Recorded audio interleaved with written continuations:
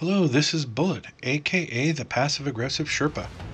In today's video, I want to share some thoughts on the Curse of Osiris expansion pack. This isn't a review because I haven't played through all of the content yet. As I say these things to you, it's 8:22 a.m. I used to be a night owl. Now, I try to be in bed by 10 or 11 p.m., and I'm usually up between 4 and 5 a.m. I do this so that I can get my work done for my regular job and get any videos I need made for the game out, hopefully early enough so that people can see them on their lunch breaks or by the time they get home from work. Last night, I didn't get to bed until about 1 a.m. I started playing Curse of Osiris about 10:20 a.m. yesterday. I stopped for dinner and a movie, well, dinner and some TV, for about 90 minutes. I watched The Good Doctor and an episode of Superstore on Hulu, commercial free, because that's how I roll, bitches. So the point I'm trying to make is that in the 12 hours or so I played yesterday, I still haven't played through all the content. I managed to complete the story missions, all of the adventures, and some of the Heroic Strike playlist. So for me to come out with a review on the experience pack or on the expansion pack would be unfair at this time. But I would like to share some thoughts at what I've seen so far. I will start by saying that I have mixed feelings about it. They range from okay to great. And I guess that's a good thing. I don't hate the expansion pack. I don't love it, though I did love some parts of it. There was never a point where I thought Bungie blew it. I never thought this is terrible. I had an amazing time yesterday tearing through as much of the content as I could. My favorite part was getting to spend half the day with Marina Baccarat as my ghost. My least favorite parts were having to make my way through the Infinite Forest. Holy Christ on a stick, that takes forever. Can we please use our sparrows to get through those long-ass hallways? Oh, and anytime I had to see Stalker Vance. Dude didn't creep me out in Destiny, but now I'm telling you, it's just a matter of time before someone finds the bones of children in that dude's basement. I'm telling you. You heard it here first. The campaign I felt was enjoyable. Maybe a little too easy. I ran through it alone in a couple of hours. 2.5, I think. I don't recall struggling too much through any one part, but I never felt it was too easy while I played through it. It did kind of bother me that most of it you could just run past. Some people like to stop and kill everything they see along the way. I don't. There's no reason to. So if I can run past shit, I run past it. Running past shit is boring. I feel the campaign would have been more enjoyable if there was a reason to stop and fight along the way. I have 2 more characters. I'll be taking them through the missions too. Maybe then, after I've played it multiple times and had time to live with it for a few days, I'll review the game. But as for now, I'm okay with the expansion pack. I think it's a very solid release for Bungie.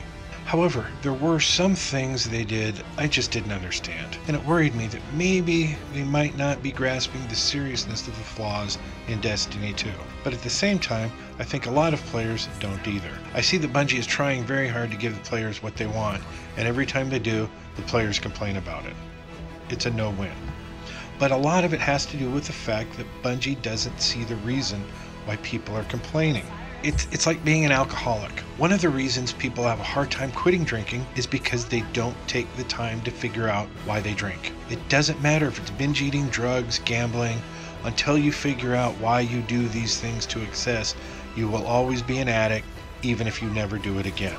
Bungie doesn't appear to get what's wrong with the game, and neither does almost everyone I have ever heard complain about it. At best, I've heard the things people don't like about it, and at best I've heard Bungie discuss trying to fix what players don't like about it. What the focus should be on is why don't the players like it. Until they figure that out, no matter what they give us, the deeper issues will remain. That being said, I want to focus on what I've seen thus far. Story-wise, nothing really wowed me. As someone that has seen every episode of the original Star Trek, Next Generation, Enterprise, Star Wars, all the Stargate TV shows, to name a few, I know a little about the kind of things it takes to be wowed in any kind of sci-fi genre. The concepts in Curse of Osiris are all science fiction and science fantasy. I felt they took incredibly fascinating topics like time manipulation and simulated realities and made them about as bland as humanly possible.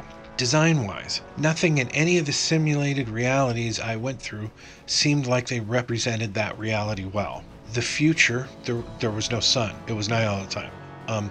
Okay. Past, present, and future. If the screen wasn't telling me what time I was in, I wouldn't have had any idea. The characters to me never seemed to represent the reality well. I remember looking at a harpy and thinking, is this supposed to be the future or the past? Offhand, I still don't recall which is which. The best I can gather is that if there was vegetation around, it was the past. If it looked like a desert, it was present day, and if it was night, it was the future. Okay. I think these characters would have made more of an impact if, story-wise, if they made it clearer. Like if there was a reason to stop and look at the Vex, Hive, Cabal, and so on. Because what happens in the game is that we're trying to stay alive. There was no quiet time to pay attention to the differences. They never got to stand out as wow. Best way I can explain what I'm trying to say is to talk about this TV show, Timeless. If you haven't seen it, it's about our government building a time machine. Someone steals it. They're going back in time, changing history. So another team has been put together to try to stop this person or these people from changing the past any further. In every single episode, they're going back in time. And in every single episode, our characters have to change into the appropriate clothing of the time. There's always that moment where we can take it in. We're always reminded in some way how times were different back then. But these things set the tone for the entire show. It's very well done. That kind of thing was missing from Curse of Osiris. We are thrown into these various past, present, and future realities, but not given the time to be wowed by them. It was run, shoot, kill the boss. It was an incredibly wasted opportunity. I get that we see them. We see they're different. But how? Why? What makes them different? It would have been so fascinating if before each reality there was something in it to make note of it, to talk about it, to see it. It would have been the wow moment the story needed. Instead, there's no time to appreciate it. It's run, shoot, run, kill the boss, over and over again.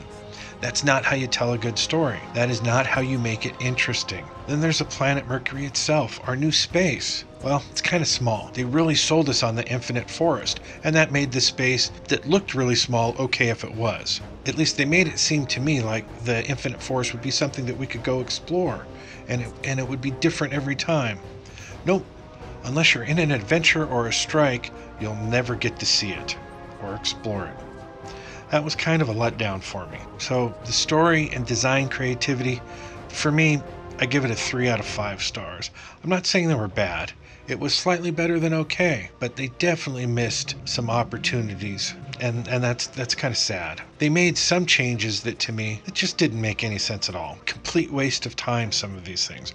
Something that really stood out to me was the sound the Nameless Midnight now makes. It's not the same as it was the day before. It was so unnervingly different. I'm okay with it, but it just frustrated the shit out of me. Allow me to explain. The game loads up. I'm very excited. I'm like a teen girl at whatever crappy little boy band concert they think is cool now. I can't wait. The story has started. My heart is pounding with excitement for the day. I'm about to have... Everything is excellent. The cutscenes are over, and it's time for me to play. I'm running through everything. Vex everywhere are shooting at me. I haven't fired a shot yet. I'm just running past everything. As I'm running, I think of the things that I hope this expansion pack will be. But I get stuck for a minute as I come to this building structure thing. The arrow says I need to go straight ahead. But this looks like some sort of entrance that I need to figure out how to open. The ads are now getting closer. I finally have to turn and shoot. I turn, and my wonderful Nameless Midnight makes this weird, muffled, soft silence kind of sound.